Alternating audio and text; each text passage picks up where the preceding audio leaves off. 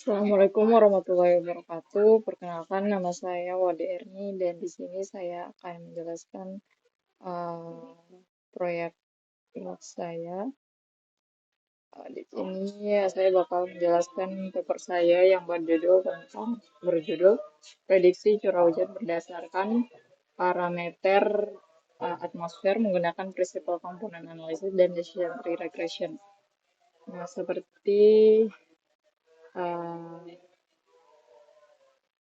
kita ketahui bahwa curah hujan itu merupakan faktor yang sangat penting dalam hidup tumbuhan dan hewan serta memiliki peran penting dalam menjaga keseimbangan ekosistem melalui penyediaan sumber air tawar di permukaan bumi.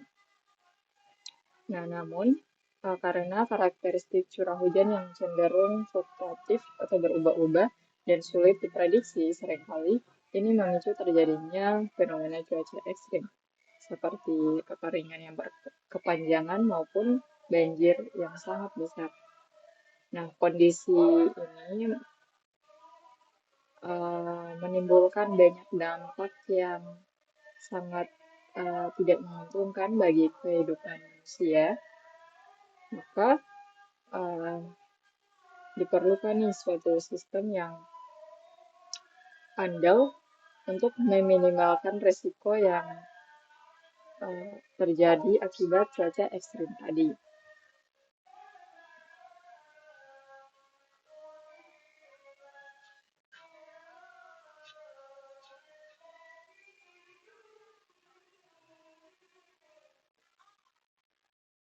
Nah, saat ini berbagai model perakiraan cuaca curah hujan konvensional telah banyak digunakan di berbagai negara seperti weather research dan forecasting yang mengkombinasikan fisika, atmosfer, tinggal lanjut dengan simulasi numerik untuk menghasilkan perakiraan beresolusi tinggi.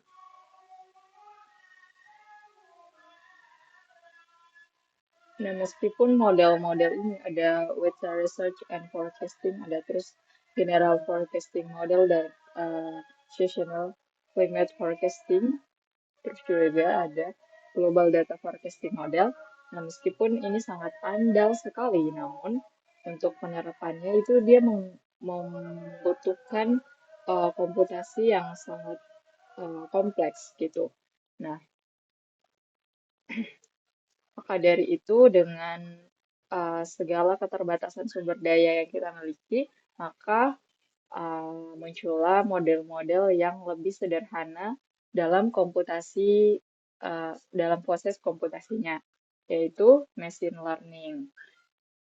Nah, selain dia punya kompleksitas yang tidak terlalu, jadi machine learning ini dia kompleksitasnya tidak terlalu sulit dibandingkan dengan uh, metode konvensional sebelumnya, tetapi dia juga sangat andal, walaupun dia punya proses komputasi yang tidak terlalu kompleks. Dan tentunya dalam penelitian yang dilakukan oleh Kramer et al. Menunjukkan bahwa keunggulan sistem cerdas berbasis machine learning termasuk genetic programming, supervector regression, radial basis neural network, M5 plus, M5 model 3, dan KNN dibandingkan dengan metode mutakhir yang ada. Nah, algoritma-algoritma ini menunjukkan peningkatan akurasi prediksi serta pengurangan korelasi kesalahan, sehingga ini meningkatkan keandalan perakiraan curah hujan.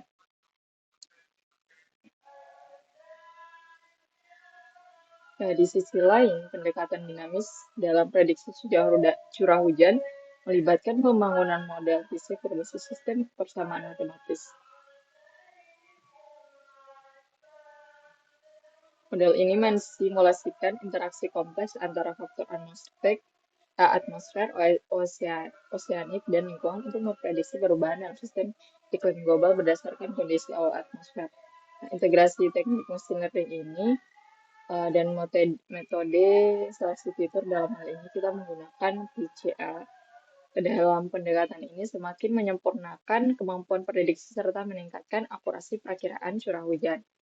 Nah, jadi tujuan utama dari penelitian ini adalah mengembangkan model prediksi curah hujan yang kuat dan andal dengan mengombinasikan algoritma machine learning, decision tree regression, dan metode seleksi fitur principal component analysis.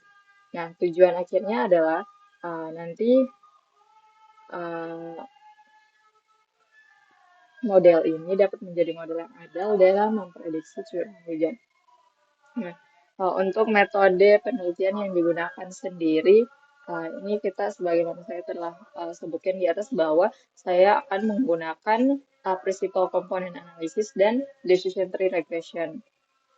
Nah, untuk datasetnya sendiri, saya menggunakan dataset daily weather dataset yang berasal dari Kaggle. Teman-teman boleh akses di Kaggle. Nah, untuk desain dari desain penelitiannya sendiri, pertama-tama kita mulai dari mendownload uh, datasetnya. Setelah itu ada data preparation atau data preprocessing, terus ada data understanding. Setelah itu kita mengimputasi missing value, terus ada validasi apakah missing value-nya ini sudah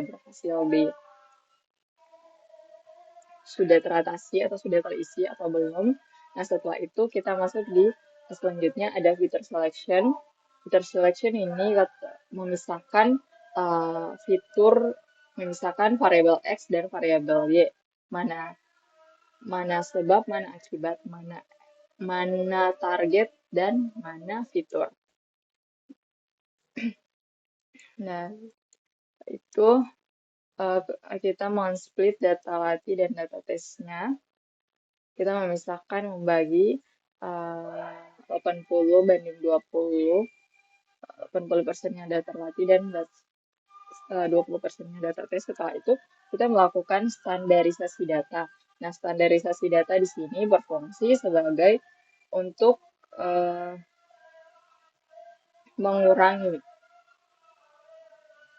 rentang atau interval jarak dari suatu data. Jadi agar rentang dari data tersebut itu tidak terlalu jauh.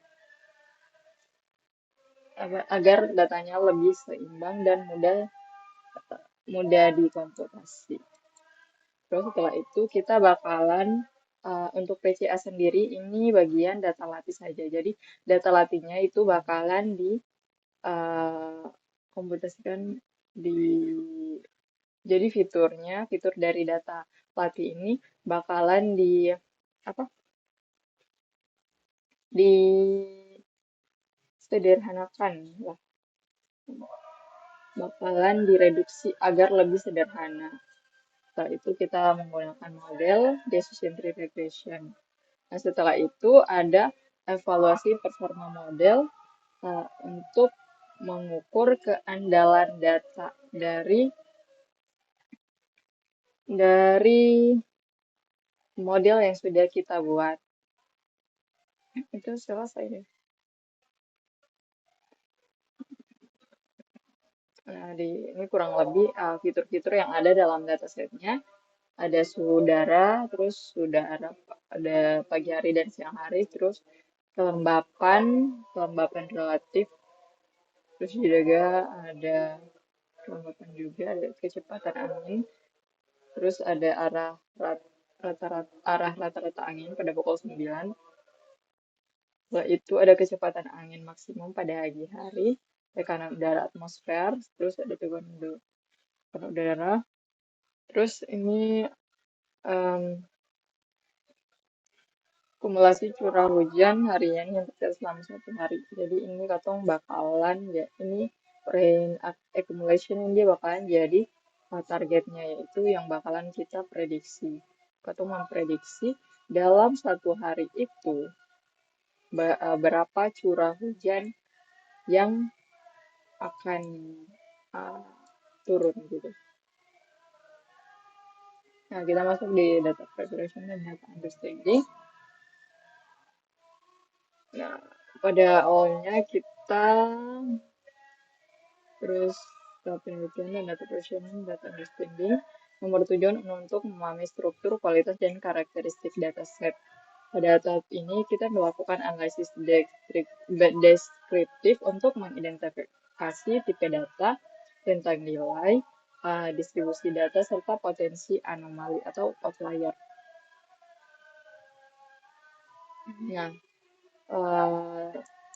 jadi di dalam dataset ini, tipe data yang itu hanya satu, yaitu integer saja. Dan berarti kita tidak usah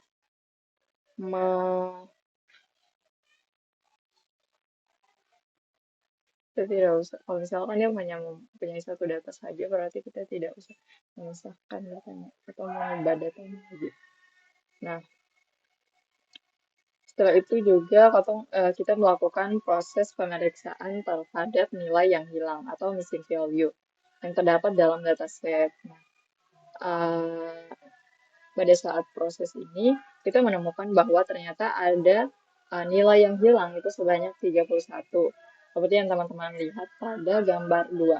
Nah, gambar kedua ini ada air pressure hilang 3, airtime 5, 4, 3, 3, 4, 6, 3. Nah, karena ini dapat mengurangi keandalan data kalau misalkan kita menghapus baris data yang hilang, maka kita menggunakan imputasi interpolasi linear. Nah, setelah itu kita menggunakan datanya sudah tidak ada yang missing value lagi, baru kita lanjut ke langkah selanjutnya. Nah, langkah selanjutnya itu ada filter selection dan standarisasi data. Nah, setelah data sudah bersih, dilakukan atau filter selection untuk memilih parameter atmosfer yang paling relevan terhadap variabel curah hujan. Nah, di sini dengan berbagai pertimbangan, jadi untuk fiturnya, fitur X itu ada 9, sebagaimana teman-teman bisa lihat pada tabel pertama ya. Tabel ke-1 ini. Tabel 1. Nah, ini ada 9, ini XX, semua ini masuk di variabel X, ini juga, ini juga, ini juga. Nah, ini masuk di variabel Y atau targetnya. Setelah kita memisahkan itu,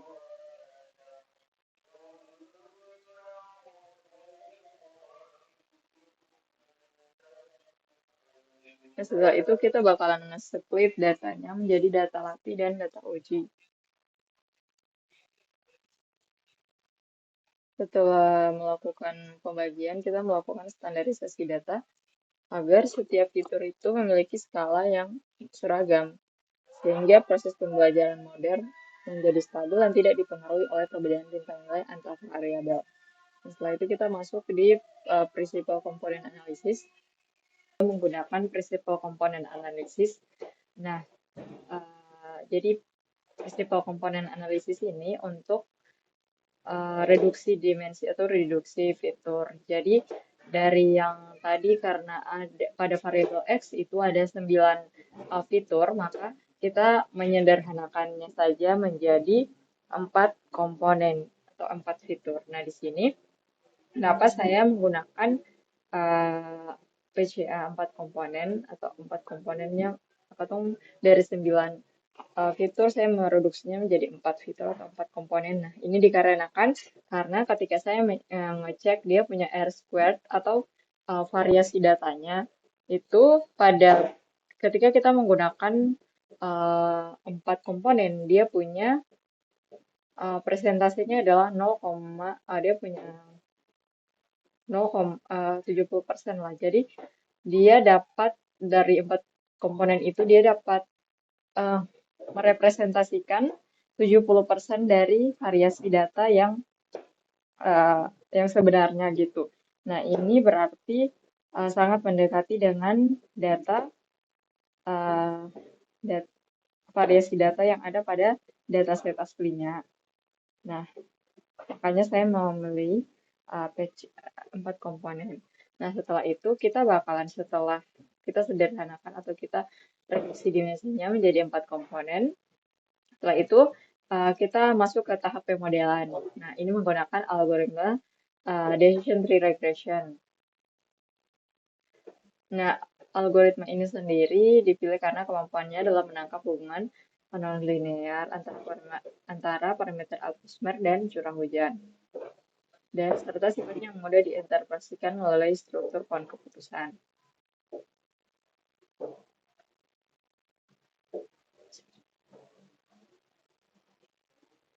Nah, model ini bakal dilatih menggunakan data latih, baik dari data asli maupun data transformasi PCA. Proses ini mungkin akan analisis performa model. Nah, kita masuk ke result dan discussion. Nah, hasil evaluasi menunjukkan bahwa penerapan PCA dapat memberikan dampak positif terhadap kinerja model decision tree regression dalam memprediksi curah hujan. Nah, pada tabel 2, tabel performa model, teman-teman dapat melihat presentasinya. Jadi, model dengan menggunakan PCA dan tanpa PCA. Berdasarkan nilai mean absolute error, model dengan PCA menghasilkan nilai kesalahan. Jadi nilai kesalahan pada PCA menggunakan PCA itu sebesar 1,33, lebih rendah dibandingkan model tanpa PCA. Di mana model tanpa PCA itu kan 0,16, jadi otomatis dia punya rata-rata nilai kesalahannya itu lebih rendah ketika menggunakan PCA. Setelah itu,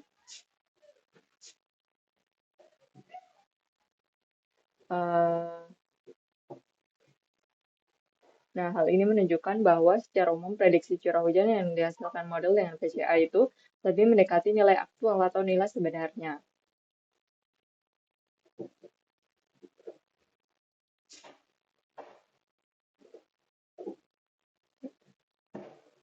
Selanjutnya pada metrik MSE dan root mean square error, model dengan PCA itu juga menunjukkan performa yang lebih baik, masing-masing sebesar 0,8866 dan 0,9416 dibandingkan dengan model tanpa PCA yang menghasilkan MSE sebesar 1,399.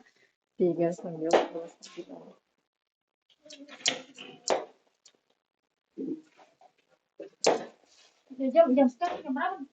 Jam 12. Lewat 19.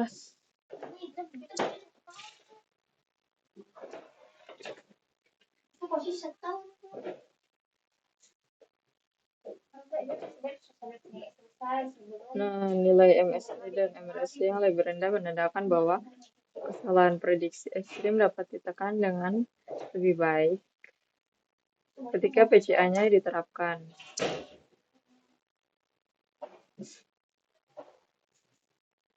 Nah, dari sisi koefisien determinatif, nilai R square error mengindikasikan bahwa model dengan PCA mencapai 0,7732. Ini berarti sekitar 77,32% variasi data curah hujan dapat dijelaskan oleh model. Sebaliknya, model tanpa PCA hanya mampu menjelaskan 74,37% variasi data. Nah, peningkatan nilai R squared ini menunjukkan bahwa transformasi fitur menggunakan PCA mampu menghasilkan representasi data yang lebih informatif dan relevan bagi model decision tree regression. Nah, secara konsep, PCA ini berperan dalam mengatasi permasalahan multikolinearitas yang umum terjadi pada data meteorologi, di mana beberapa parameter atmosfer seperti suhu, kelembapan, dan tekanan udara saling berhubungan berkorelasi. Nah, dengan mentransformasikan fitur asli menjadi komponen utama yang saling independen, model decision tree dapat membangun struktur pohon keputusan yang lebih sederhana, stabil, dan tidak terlalu sensitif terhadap fluktuasi kecil pada data input. Ini gambar visualisasi perbandingan modelnya.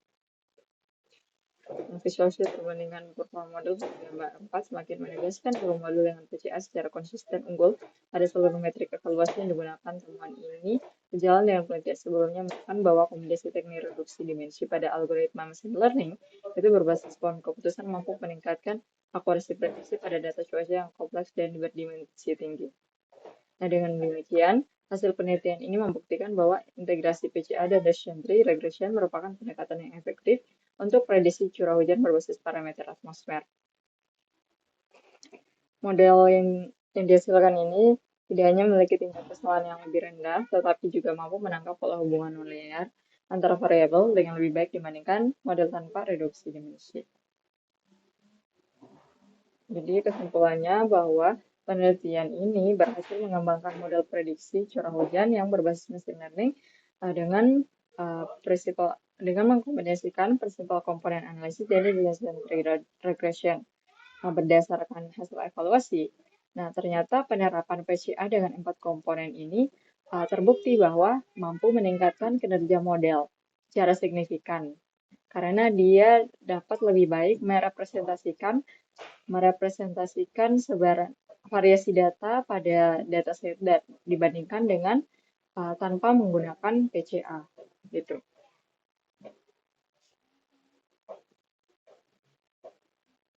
Jadi secara keseluruhan kombinasi PCA dan Bayesian tree regression dapat dijadikan sebagai alternatif yang aman dan efisien dalam prediksi curah hujan, terutama pada kondisi keterbatasan sumber daya komputasi dibandingkan model merek cuaca yang kompleks. Penelitian ini juga membuka peluang pengembangan lebih jauh seperti penerapan algoritma ensemble, random forest gradient boosting, dan parameter serta penggunaan data temporal atau spasial untuk meningkatkan akurasi prediksi di masa mendatang. Nah, mungkin itu saja presentasi daripada paper saya. Terima kasih. Wassalamualaikum warahmatullahi wabarakatuh.